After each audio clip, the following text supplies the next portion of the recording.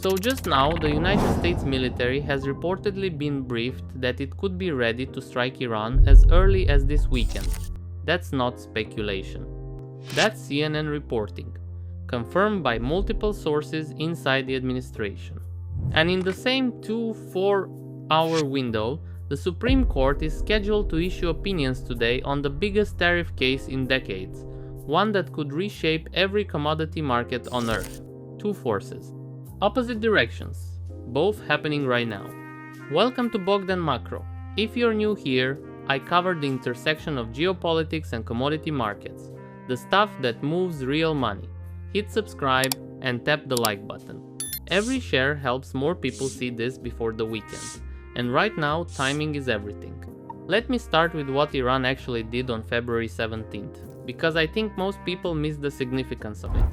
While Trump's envoys, Steve Witkoff and Jared Kushner, were sitting across the table from Iranian officials in Geneva, the Islamic Revolutionary Guard Corps simultaneously closed parts of the Strait of Hormuz. Live-fire drills. Missiles launched from vessels, from coastal positions, and from inland sites. The exercise was named, and this is the actual name, Smart Control of the Strait of Hormuz. They named the military drill after the thing they're threatening to shut down. Let me translate that for you. Iran closed the world's most critical oil choke point, even briefly and even symbolically, while their diplomats were shaking hands in Switzerland. That is not a country that's about to make a deal. That is a country sending a message to the entire global economy that the cost of attacking them will be felt everywhere, immediately. According to CNBC and data from market intelligence firm Kepler, roughly 13 million barrels of crude oil transited the Strait of Hormuz per day in 2025 alone, accounting for about 31% of global seaborne crude flows. Analysts at Camco Invest told the National that an extended closure or escalation could lift crude prices by 15 to 20%. Let that number sit for a moment. A 15 to 20% oil spike from one choke point, and that's before a single bomb drops. Now here's what makes this situation categorically different from what most people are tracking. Iran is not the same country that got hit during Operation Rising Lion in June 2025. CNN obtained satellite imagery analyzed by the James Martin Center for Non-Proliferation Studies, dated the 5th of January 2026. Of the dozen missile structures destroyed by Israel at the Imam Ali missile base in Khorramabad, 3 have been fully rebuilt, 1 has been repaired, and 3 more are under active construction. But the most alarming finding came from a single facility.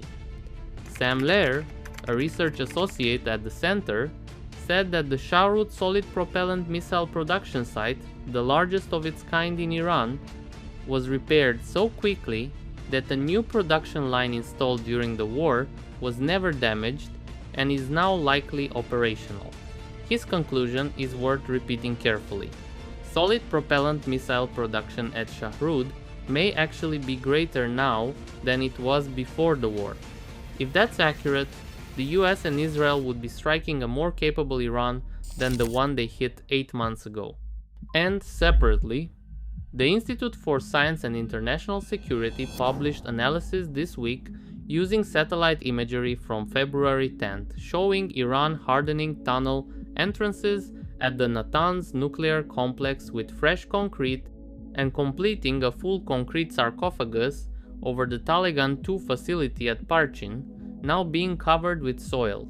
ISIS President David Albright warned the site may soon become, in his words, a fully unrecognizable bunker. Jeffrey Lewis, a scholar at Middlebury College, told CNN he believes Iran reconstituted its nuclear and missile programs faster than Israel claimed was possible. Draw your own conclusions about what that means for any new strike's effectiveness. Now, look at each of those facts in isolation and they're interesting. Look at them together and they tell you everything. Iran isn't negotiating from weakness. Iran is rebuilding faster than expected, hardening its sites, closing the Strait of Hormuz for live-fire drills, running joint naval exercises with Russia in the Gulf of Oman, and simultaneously cracking down on domestic dissent with lethal force after protests in January that reportedly killed thousands. That is the behavior of a regime that has made a decision. The question isn't whether Iran wants a deal. The question is whether Iran's red lines and Trump's red lines can ever actually overlap. Vice President Vance said publicly, after the Geneva talks, that Iran has not acknowledged the red lines Trump has set. Supreme Leader Khamenei said this week, directly, that the strongest army in the world might sometimes receive such a slap that it cannot get back on its feet. That's not diplomatic language.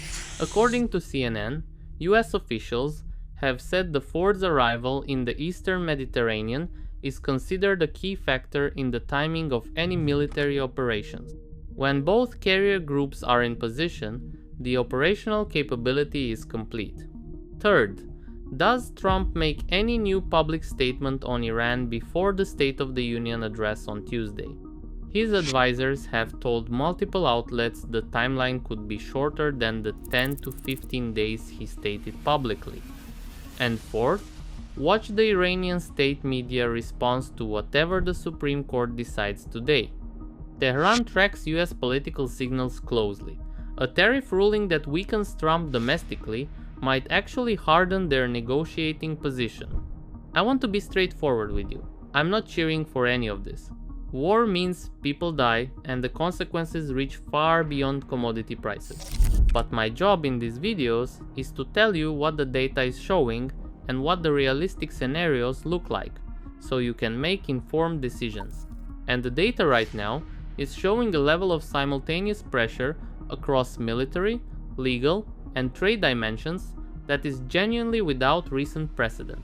The Strait of Hormuz has never been closed before, even briefly. The Supreme Court has never ruled on whether a president can use emergency powers to impose universal tariffs. And the US has not deployed 2 carrier groups to the Persian Gulf in this configuration since before the Iraq War. These are not normal readings. Drop a comment below and tell me this. Which of the 4 scenarios do you think plays out first? And do you think the Supreme Court rules today, February 20th, or delays again into next week? I want to see your thinking. Send this to one person who tracks commodity markets, because the window between now and Tuesday is extremely narrow. If you haven't subscribed yet, now is the time. I cover this in real time every day. The military picture, the tariff case, the commodity data, all of it. This is Bogdan Macro. Stay sharp. That's a regime telling you who it is. The White House was briefed, according to CNN sources, that US military assets could be ready to strike by this weekend. 2 aircraft carriers are in the region. Trump himself told reporters he would decide in 10 to 15 days, and a Trump advisor told Axios the probability of kinetic action in coming weeks is around 90%. I'm not saying war is certain, I'm saying the conditions for it have never been more clearly in place. Now let me flip to the second force, because it runs in the opposite direction and it's happening today. The Supreme Court was scheduled to issue opinions this morning on the IEEPA tariff case. For context, Trump used the International Emergency Economic Powers Act to impose tariffs ranging from 10 to 50% on virtually every US trading partner. According to a Cato Institute analysis of federal data reported by CNBC, US Customs and Border Protection collected approximately $133.5 billion in IEEPA tariff revenue through December 2025. No president had ever used this law for tariffs before. Both liberal and conservative justices expressed skepticism during November oral arguments. If the court strikes the tariffs down, the Yale Budget Lab estimates households could save between $600 and $800 in 2026 alone.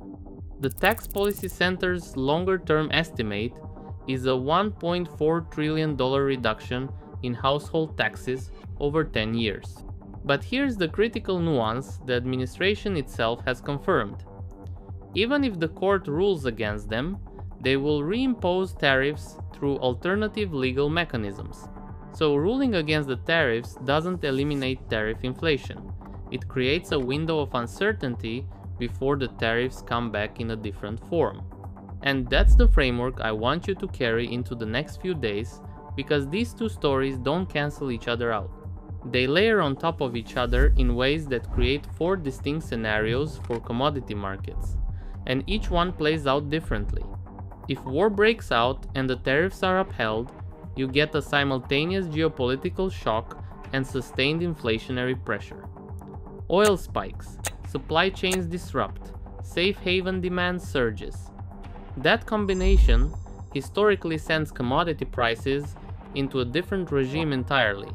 If war breaks out but the Supreme Court strikes tariffs, you still get the war premium, you still get the oil shock, but you add short-term dollar volatility and market whipsaws as 2 opposing forces hit simultaneously.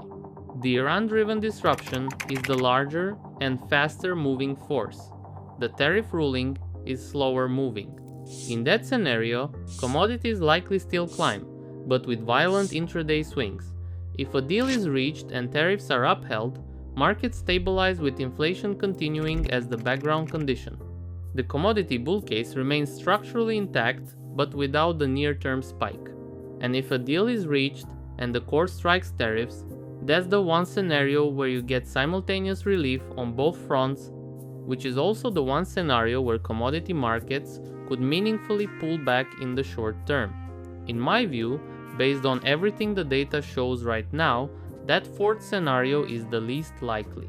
You don't run live-fire missile drills through the Strait of Hormuz while sending diplomats to Geneva as a prelude to a deal. You do it as a final warning before something bigger. There's also a new variable that just entered the picture on February 7th, which I want to make sure you understand because it directly affects global commodity flows. President Trump signed an executive order establishing a process to impose tariffs on any country that purchases, imports, or acquires goods or services from Iran. According to the White House fact sheet, this order targets Iran's nuclear pursuits, missile program, terrorism support, and regional destabilization. Let me translate what that means practically. China buys the overwhelming majority of Iran's oil export. If the US follows through on secondary tariffs tied to Iranian trade, it creates direct economic pressure on China at the exact same moment China is reportedly helping Iran rebuild its air defense and missile capabilities. According to defense analysts, China dispatched 16 military cargo planes to Iran in late January, likely with defensive systems and logistical support. So you have a trade war mechanism pointed at the country that is simultaneously rearming the country the US is preparing to strike. The geopolitical pressure points are stacking on top of each other faster than markets are pricing them in. Here's what I'm watching over the next 48 to 72 hours. First, does the Supreme Court actually issue the tariff ruling today? If not, the next scheduled opinion dates are Tuesday, February 24th and Wednesday the 25th. Every day they wait, more tariff revenue accumulates and the potential refund liability grows. Second, watch the USS Gerald R. Ford carrier strike group.